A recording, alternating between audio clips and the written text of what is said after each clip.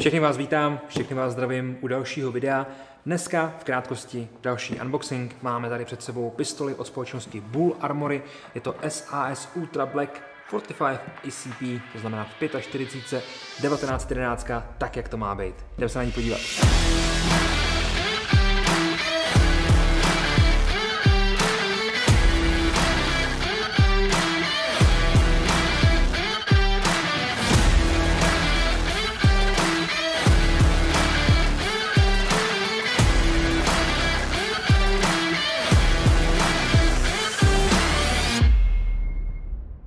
Co se mi líbí, tak krom toho, že dostanete samozřejmě zbraň se vším tím, co je uvnitř, dostanete k tomu ještě vnitřní opaskový pouzdro od společnosti Frontline. Je to Kidexový holster, který slouží k vnitřnímu nošení, ať už appendixu nebo 5., 4. hodině, tak jak to máte rádi.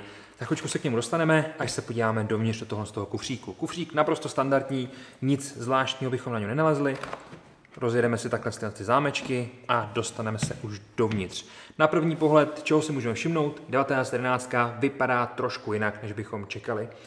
Tohle, co tady vidíme před sebou, je verze SAS, to znamená verze, která má dvouřadý zásobník a ne jednořadý zásobník. Dostaneme k tomu tedy dva zásobníky a potom takovýhle čištění. Mimochodem, ten protahovák je udělaný z kovu, není to žádný plast.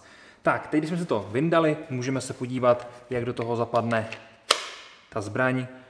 Opravdu pěkně, je to standardní Kidexový pouzdro s touhle sponou, která nám vlastně chytne opasek a potom to jde vytáhnout velice jednoduše. Osobně jsem příznivcem právě Kidexu, jelikož to krásně drží tvar, vždycky se tam trefíte a nestane se vám, že se vám to uzavře a pak to musíte hledat, jako jsou nějaký jiný pouzdra, zkrátka tohle mi vyhovuje mnohem víc. Nicméně, jak jsem zmiňoval, ta 1911 vypadá trošku jinak, než na co jsme zvyklí.